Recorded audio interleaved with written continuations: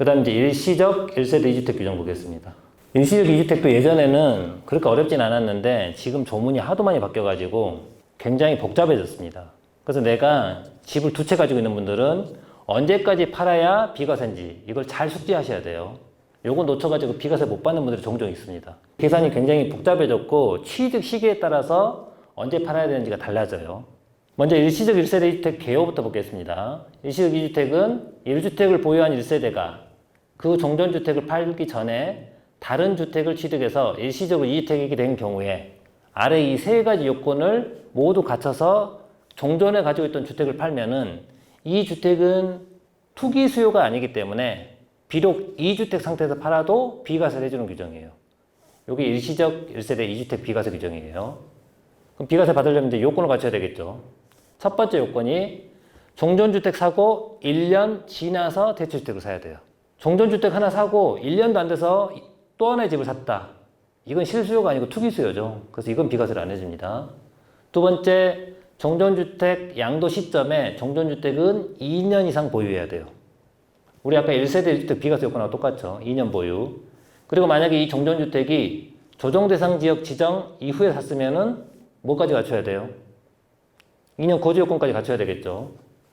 세 번째, 이 종전주택은 대체주택 사고 나서 몇 년 만에 팔아야 되는 거냐? 원칙은 3년 안에 팔아야 돼요. 이 3년을 다른 말로 중복 보유기간이라고 부릅니다. 대체주택 사고 3년 안에 팔면은 비과세를 해주겠다는 거예요. 그리고 이 3년이 이제 계속 개정이 돼요. 어떻게 개정되는지는 제가 뒤에서 다시 설명드리겠습니다. 일시적 2세대 2주택 비과세 요건 강화 규정.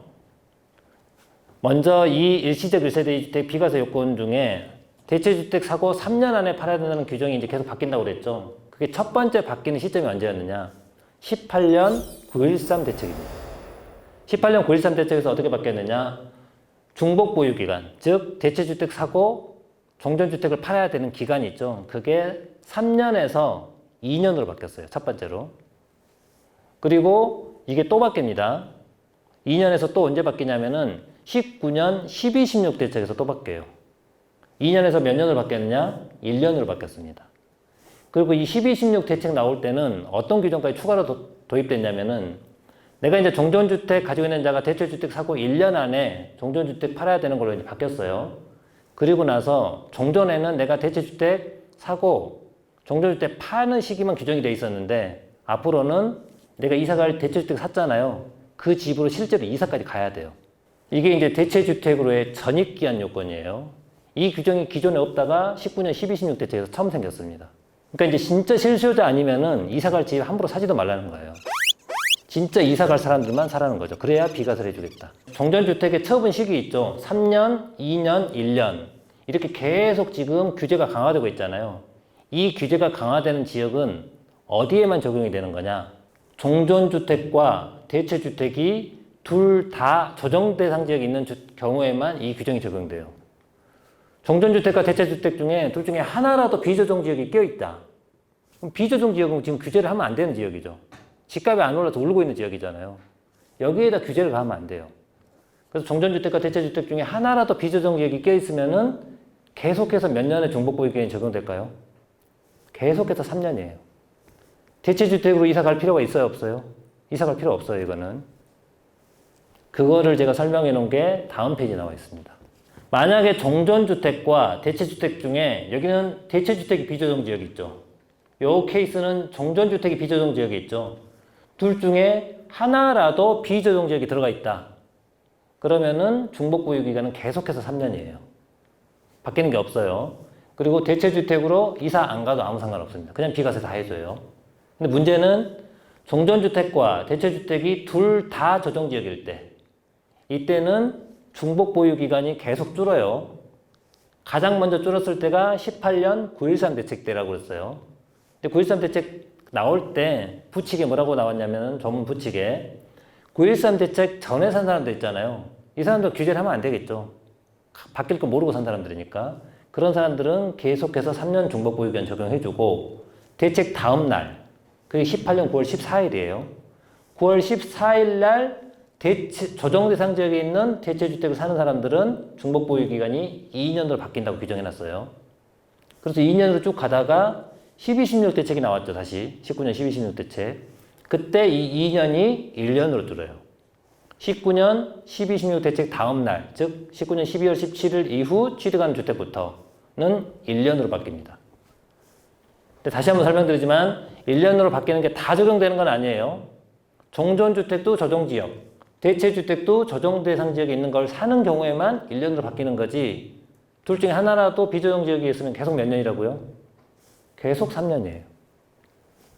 그리고 19년 12, 16 대책 당시 그 이후에 취득하는 주택의 경우에는 대체주택 사고 1년 안에 그 집으로 이사까지 가야 돼요. 전세대원이. 이게 이제 굉장히 까다로운 규정입니다. 그 다음에 최근에 조정지역으로 지정된 곳 중에 가장 사람들이 궁금해하는 내용이, 조정지역으로 지정되기 전에 계약서 쓴 사람들은 3년이냐, 2년이냐, 1년이냐, 이거 되게 많이 물어보거든요. 그 내용을 알기 전에 좀 조문을 알아야 돼서 제가 조문을 좀 먼저 보여드릴게요. 일시적 1세대 2주택 비과세 규정은 어디에 규정이 되어 있냐면 소득세법 시행령 155조 1항에 되어 있습니다. 그 1항 규정에 제가 2호를 지금 여기 따왔습니다. 제가 한번 읽어볼게요. 종전의 주택이 조정대상 지역에 있는 상태에서 조정대상 지역에 있는 신규 주택을 취득, 그 다음 여기 괄호 문구는 다 제가 생략해 볼게요. 다 생략하고, 종전주택이 조정대상 지역에 있는 상태에서 조정대상 지역에 있는 신규 주택을 취득하는 경우로서 다음 항목의 요건을 모두 충족한 경우에 일시적 1세대 주택을 적용해 준다고 되어 있어요. 그리고 다음 항목으로 내려오면은 신규 주택 취득일로부터 1년 안에 세대 전원이 이사, 이게 전입 요건이죠. 그 다음에 신규 주택 취득일로부터 1년 이내 종전주택 양도, 이게 기존 주택 처분 요건이고요. 여기 12, 16 대책 이후에 1년 이내 처분, 1년 이내 양도로 이렇게 바뀌었다는 거예요. 그 다음에 중요한 게 이 괄호 문구예요. 조정 대상 지역에 공고가 있은 날, 이번에 공고는 6월 19일 날 났습니다. 공고가 있은 날 이전에 신규 주택을 취득하는 경우에는 제외한다, 이렇게 돼 있어요. 제외한다는 말은 이 개정 규정을 적용 안 한다는 얘기예요. 1년의 중복 보유 기간, 그 다음에 1년 이내 전입, 이 규정을 적용 안 해요. 적용 안 한다는 말은 다른 말로 원래 규정이 3년이거든요. 3년의 중복 보유 기간 적용한다는 얘기예요. 그러니까 조정지역 묶이기 전에 대체주택을 샀다, 그러면은 3년 안에 종전주택 팔면 비과세라는 얘기예요. 그 다음 중요한 게 여기 나와 있습니다. 그럼 조정지역 묶이기 전에 계약서 쓴 사람은 어떻게 되는 거냐? 특히 분양권 가지고 있는 사람들이 다 매매계약 체결한 거라고 그랬죠. 그럼 분양권 가지고 있던 사람들은 어떻게 되는 거냐? 3년이냐, 1년이냐? 그분들은 여기 점을 보면 돼요. 지금 조정지역 공고가 있기 이전에 신규주택을 취득해도 3년이라고 돼 있어요, 여기에. 근데 괄호 문구에 뭐라고 돼 있냐면은 신규주택을 취득할 수 있는 권리에도 포함한다고 돼 있죠. 신규주택을 취득할 수 있는 권리가 뭐예요? 이게 분양권과 입주권이죠. 그러니까 분양권과 입주권을 조정지역 공고 나기 전에 가지고 있던 사람들도 계속해서 3년의 종복 보유 기간이 적용된다는 얘기입니다. 제가 그 사례를 하나 만들어 놨어요. 내가 지금 16년 5월에 A주택을 샀습니다. 이 A주택이 어디에 있냐면은 조정대상 지역에 있는 주택이에요. 여기 서울주택이라고 한번 생각해 보세요. 그 다음 2020년 6월 19일 날 인천에 가면 송도가 있죠. 송도도 지금 굉장히 발전하고 있는 곳이죠. 인천 송도가 행정구역이 연수구입니다. 그 연수구가 이번에 조정대상 지역으로 지정이 됐어요. 6월 19일 날. 조정대상 지역 지정 이후에 2020년 8월에 내가 송도에 있는 아파트를 샀습니다. 그럼 종전주택도 조정대상 지역. 이번에 새로 산 주택도 송도가 조정대상 지역 지정된 이후에 산 거니까 조정대상 지역. 둘 다 조정대상 지역이죠. 이 경우에는 중복보유기간이 몇 년이라고요? 1년이에요, 1년. 그럼 1년 안에 이 송도에 있는 아파트를 1년 안에 송도 아파트 사고 나서 1년 안에 이 종전주택을 팔아야 돼요. 그래야 일시적 이주택 비과세가 되겠죠. 그리고 1년 안에 송도 아파트로 이사까지 가야 된다고 그랬죠. 그렇게 해야 일시적 이주택이 되는 겁니다. 근데 이 사례 보시면은 2020년 8월에 송도에 있는 주택 사고 서울 아파트를 언제 팔았느냐? 2021년 11월에 팔았습니다. 그럼 1년 몇 개월 지난 거예요? 1년 3개월 지나버렸죠. 1년 안에 못 팔았잖아요. 이때는 비과세가 안 된다는 얘기예요. 그 다음 조정지역 지정 당시 매매계약을 체결하고 계약금을 지급한 경우에 몇 년의 중복보유기간이 적용되는지 한번 볼게요. 아까 제가 그 조문 설명드릴 때 조정대상 지역 지정 전 대체주택을 사고 대체주택을 사기 위해서 매매 계약을 체결하고 계약금을 지급하면은 이 사람들은 구제해줘야 되니까 3년 종목보유기간 적용한다고 그랬습니다. 그리고 분양권과 입주권도 똑같이 3년이라고 그랬어요. 이게 지금 그 사례입니다. 내가 15년 4월에 서울에 있는 A주택을 하나 취득했습니다. 그 다음에 18년 4월에 안산에 B주택의 분양권을 내가 하나 샀어요. 그리고 안산이 언제 조정지역으로 지정됐냐면은 2020년 6월 19일 날 조정지역으로 지정됐습니다. 그리고 이 B분양권의 잔금 내가 언제 치렀냐? 2020년 8월에 잔금을 치렀어요. 그럼 나는 2020년 8월에 B주택을 산 거죠. 이 아파트의 취득 시기는 잔금이래요. 그래서 2020년 8월에 이 분양권이 주택으로 바뀌는 겁니다. 그럼 이 사람의 입장에서 보면은 A주택 조정지역이죠. 그 다음 B주택 있죠. B주택은 안산이 조정지역으로 묶인 다음에 취득한 거예요. 엄밀하게 따지면 이 경우에 일시주택은 1년의 중복보유기간이 적용되는데 원칙은. 근데 이 분양권의 계약이 언제 이루어진 거예요? 조정지역 지정 공고 이전에 분양권 계약이 이루어졌죠. 그럼 이때는 1년의 중복보유기간이 아니고 몇 년이라고요? 3년이에요. 3년. 그래서 이때는 이 B주택 사고 나서 3년 안에 서울에 있는 주택을 팔면은 일시적 유세대 이택이 적용된다는 얘기예요.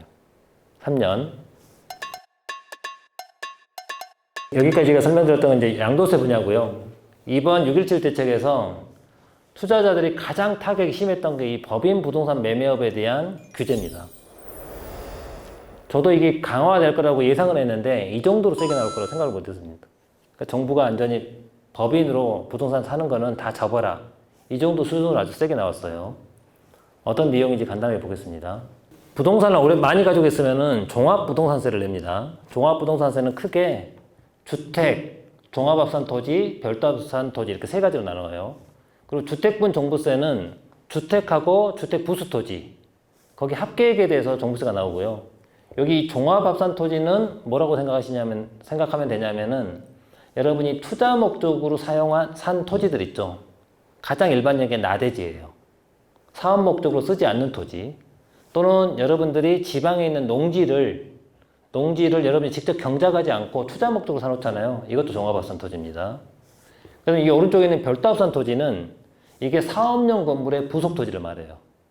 사업용 건물의 부속 토지는 세금을 부과하면 안 되겠죠. 그래서 여기는 과세 기준 금액이 굉장히 커요. 80억이 넘어야 과세가 됩니다. 기준시가가. 그래서 주로 여러분들이 내는 거는 이 주택분 종부세예요. 주택분 종부세가 어떻게 과세되는지 제가 프로세스를 간단하게 설명드려 볼게요. 주택분 종부세는 그 납세 의무자가 가지고 있는 주택의 공시가격 이걸 다 더합니다. 이 공시가격이 우리가 흔히 알고 있는 아파트 같은 경우에는 공동주택 공시가격, 단독주택은 개별주택 공시가격이에요. 흔히 우리가 이거를 기준시가라고 부릅니다. 그 주택의 공시가격을 다 더한 다음에 6억 원을 공제해줘요. 그리고 1세대 1주택자는 9억을 공제해주고요. 여기에다 공정시장 가격비를 곱하는데 그게 올해가 90%고요. 요게 내년에 95%, 2022년에는 100%로 올라갑니다. 원래 80%였다가 계속 연도별로 5%씩 상향 조정하고 있어요. 이렇게 해서 공정시장 가격비를 곱하면 주택분 과세 표준이 나오고 여기에다 세율을 곱하면 주택분 종부세가 나와요. 그 다음에 이 주택분 종부세를 여러분이 바로 내지는 건 아니에요. 지금 이 주택분 종부세는 6억 초과분만 내는 거죠. 그래서 6억을 공제해주고 있잖아요. 6억 초과분에 대해서만 주택분 종부세가 과세가 되는데 이 주택에 대해서 종부세 말고 또 하나의 보유세가 과세가 되는 게 있습니다. 그게 뭐냐면은 재산세예요. 근데 재산세는 전체 보유 금액에 대해서 다 과세가 돼요. 그리고 종부세는 6억 초과분만 과세가 되어 있죠. 그럼 하나의 물건에 6억 초과분에 대해서는 재산세도 부과되고 종부세도 부과가 돼요. 근데 재산세, 종부세 둘 다 보유세라고 그랬잖아요. 그럼 하나의 물건에 두 개의 보유세가 부과가 되면 이거 이중과세죠. 그래서 이중과세를 방지해주기 위해서 6억 초과분에 대한 재산세를 여기서 한번 빼줘요. 이게 차감할 재산세액입니다. 그 빼주면은 주택분 종부세 산출세액이 나오고 요 금액을 바로 내진 않아요. 여기서 세액공제를 빼주면은 세부담 상한전 종부세가 나오고 여기에다가 세부담 상한액을 계산해서 세부담 상한액을 넘어가는 건 과세를 안 해요. 종부세가 전년 대비해서 너무 많이 나오면은 납세자도 부담스럽잖아요. 그래서 세부담 상한액을 초과하는 거는 부과를 안 합니다. 이렇게 해서 최종적으로 여러분이 내는 종부세가 나와요. 근데 세부담 상한은 어지간해서는 잘 안 걸려요. 세부담 상환 비율이 200%, 300%이 정도 되거든요. 그래서 전년도 대비해서 종부세가 2배, 3배 이상 안 넘으면은 세부담 상환에 거의 안 걸립니다. 그 다음에 이번 6.17 대책에서 정부가 법인이 보유한 주택의 종부세를 아주 강화하겠다고 발표했어요. 그게 어느 정도 강화하는지 한번 볼게요. 첫 번째, 주택 종부세 계산할 때 인별로 지금 6억을 공제해주고 있잖아요. 이거 법인도 똑같이 6억을 공제해주거든요. 앞으로는 이 6억을 공제를 안 해줍니다. 그 다음에 이 왼쪽이 이제 종부세 세율인데, 종부세 세율은 과표, 구간별로 이렇게 누진 세율이에요. 그러니까 과표가 낮으면은 세율도 되게 낮아요.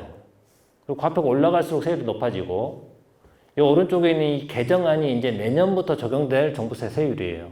올해까지는 이 왼쪽이고, 내년부터 이렇게 올리겠다고 지금 정부가 발표했거든요. 근데 앞으로 법인은 어떻게 하는 거냐? 법인은 기본적으로 우선 6억 공제를 안 해주기 때문에 이게 큰 타격이에요. 그리고 세율은 여기 누진 세율 적용 안 하고, 여기 세율 중에 가장 높은 게 3.0%죠. 이 3.0% 단일 비례세율로 가세하겠다고 그랬습니다. 만약에 내가 법인으로 10억짜리 아파트를 하나 가지고 있다. 그럼 기준시가가 한 7억 나올 거예요. 그럼 7억에서 현재 규정대로 따지면 법인은 6억을 공제해줘요. 그럼 과표가 1억밖에 안 남죠. 거기에 공정시장 가액비율 90% 곱하면 9천만 원밖에 안 돼요. 9천에다가 3억 이하니까 세율이 0.6%잖아요. 그럼 54만 원밖에 안 나와요. 54만 원에다가 재산세까지 빼주니까 실질적으로 한 30만 원대밖에 안 나오는데 앞으로 어떻게 된다는 거냐. 전체 10억에서 공정시장 가액비율 이제 내후년 2022년 100%입니다. 100% 그대로 곱하면은 그냥 10억이 나오겠죠. 그리고 6억 공제 안 해주죠. 그럼 과표가 그냥 10억 돼버려요. 거기 10억에다가 세율이 몇 프로예요? 세율 3%. 그럼 3천만 원 나옵니다. 종부세가. 이 종부세는 매년 내는 거잖아요. 그러니까 매년 3천만 원씩 내야 돼요. 감당이 안 되는 거죠. 법인이 하지 말라는 얘기예요, 이게. 그 다음에 3주택 이상이거나 조정지역 내 2주택자인 법인은 3%가 아니고 이제 세율이 4%예요. 이 정도로 이제 종부세를 세게 강화하겠다는 겁니다. 그 법인으로 이제 투자를 하지 말라는 얘기죠. 그런데 이제 법인으로 투자하시는 분들은 앞으로 이제 만약에 이 개정안대로 국회에서 통과가 되는지는 봐야 되겠지만은 우선 급하게 처분할 필요는 없습니다. 너무 급매로 처분할 필요는 없을 것 같아요. 왜 그러냐면 이 세부담 상한제도 때문에 그래요. 먼저 올해는 지금 정부가 발표한 내용이 적용이 안 됩니다. 올해 종부세는. 올해 종부세는 현재 규정대로 과세가 되기 때문에 종부세 부담이 크진 않아요. 문제는 이제 내년부터 이 정부가 발표한 내용대로 세법이 개정됐을 때 종부세가 오른다는 건데 당장 내년에 아주 크게 오르진 않아요. 문제는 이제 내후년이 문제예요. 내년에는 어떻게 과세가 되는 거냐? 세부담 상한 제도 때문에 내년에 아주 크게 오르진 않습니다. 세부담 상한이 뭔지 간단히 설명드려 볼게요. 급격한 보유세 인상을 완화하고 국민경제 안정 및 납세자 보호 차원에서 해당 연도 주택에 대한 총세액 상당액, 이 총세액 상당액이 보유세를 말하는 거거든요. 그 주택에 대한 재산세 및 종부세 합계액이 직전 연도 종부세, 재산세하고 종부세 합계액에다가 일정 비율을 곱한 금액을 초과하면은 그 초과 금액은 과세를 안 해요. 이게 세부담 상한제도예요. 세부담 상한액이 어떻게 계산되는지 한번 여러분 쭉 보시고, 그 다음에 여기 세부담 상한에 이제 현재 정부가 내놓은 개정안이거든요. 개정안에 보면은 조정지역 내 2주택이거나 3주택 이상이면은 세부담 상한이 앞으로 300%로 바뀝니다.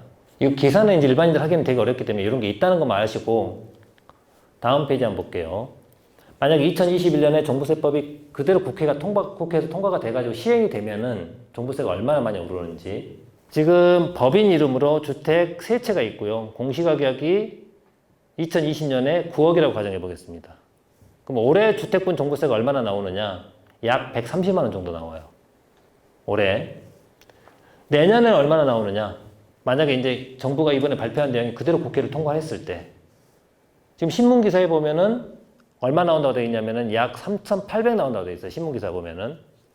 개정 규정을 그냥 세부담 상관없이 그대로 계산했을 때 3,800 정도 나옵니다. 근데 세부담 상한을 적용하면 얼마 나오느냐? 약 630 정도 나와요.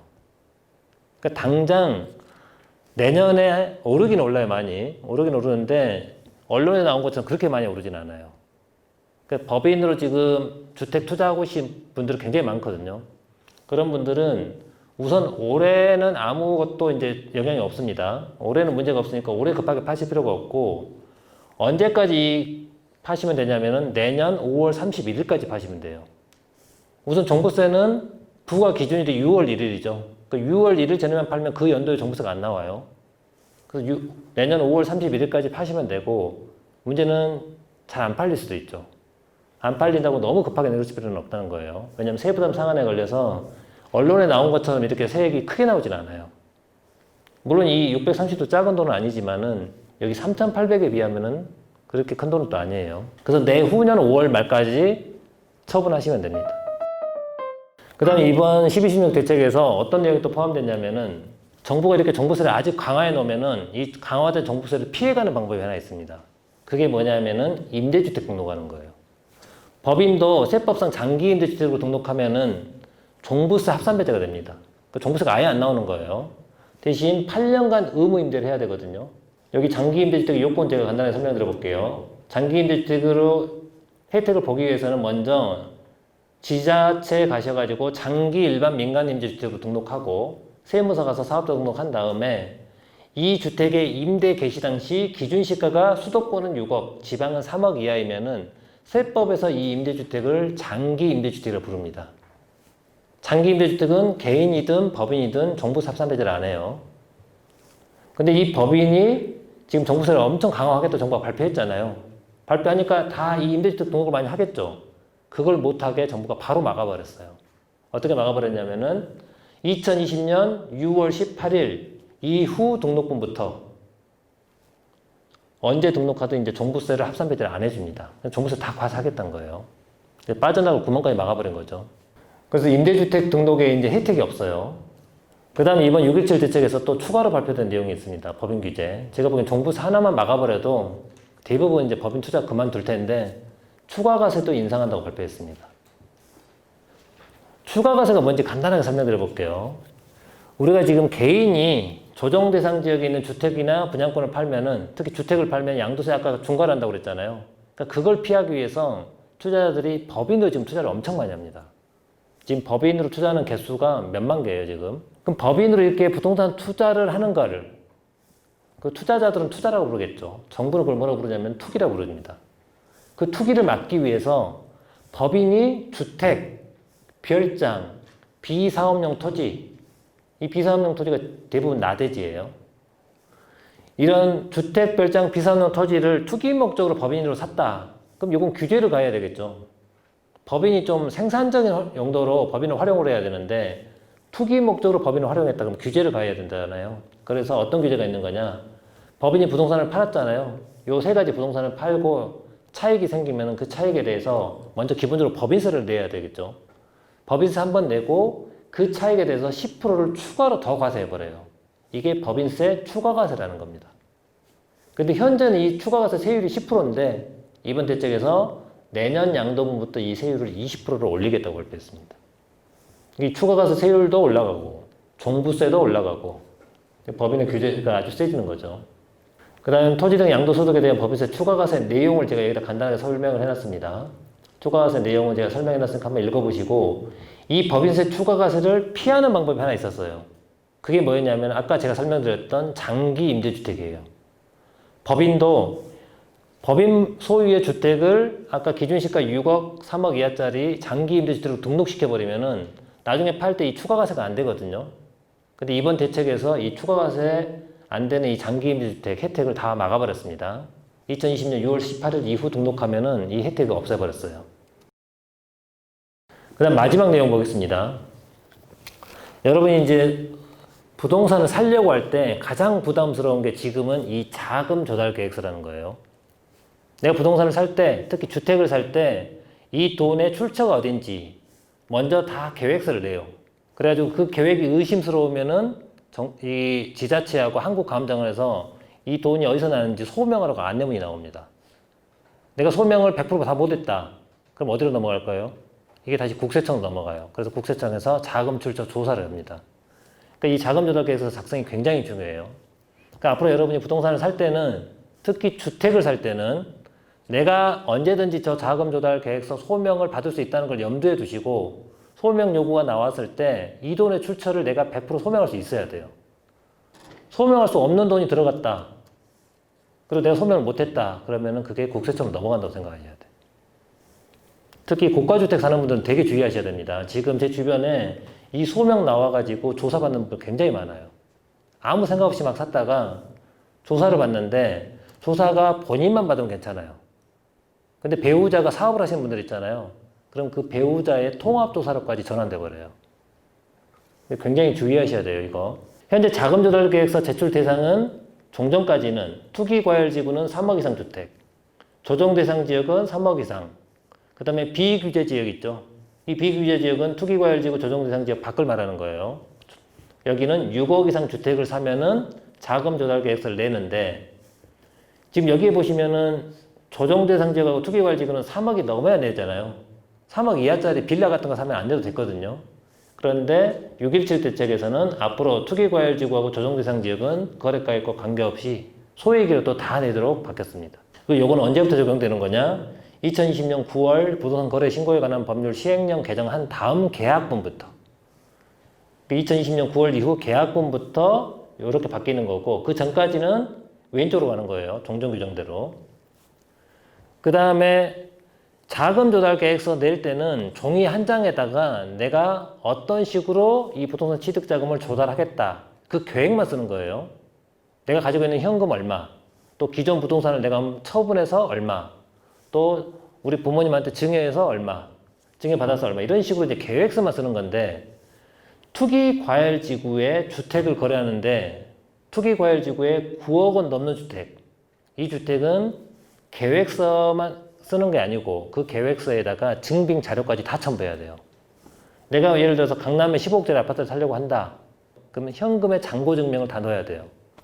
내가 뭐 주식 팔아서 넣을 거다. 주식 판 대금 3억으로 낼 거다. 그러면은 현재 주식 잔고 증명을 다 첨부해야 돼요. 그러니까 투기과열지구내 9억 넘는 아파트는 현재 거래 신고 시 증빙 자료까지 내게 되어 있습니다. 이 돈에 자금을 어떻게 조달할 건지 세부적인 증빙 자료까지 다 내야 되는데 여기 대상이 확대가 돼요. 앞으로 투기과열지구내 주택을 살 때는 9억 여부하고 관계없이 모든 주택에 대해서 3억짜리를 사든 4억짜리를 사든 거래가액과 관계없이 이제 증빙 자료 다 내야 돼요. 어디만? 투기과열지구만. 서울은 전역이 투기과열지구예요. 그러니까 그 지역에 있는 주택을 살 때는 앞으로 내가 어떤 돈으로 살 건지 증빙까지 싹 갖춰서 내야 된다는 얘기예요. 이거 못 내면 이제 국세청으로 넘어가는 겁니다. 이거 언제부터 적용되냐면 2020년 9월 이후 계약분. 그러니까 9월 이전까지는, 8월까지는 요 9억 넘는 것만 증빙자료를 내는 거고, 9월 이후 사는 것부터는 투기과열지구는 거래가격에 관계없이 모두 증빙을 다 내야 돼요. 여러분들 이거 절대 무시하시면 안 돼요. 이게 별거 아닌 것 같은데 이거 잘못했다가 조사받는 분들 굉장히 많습니다. 지금 정부가 계속 뭐 이번에 300 몇십 명, 뭐 400 몇십 명 조사한다고 보도자료 계속 나오잖아요. 국세청에서.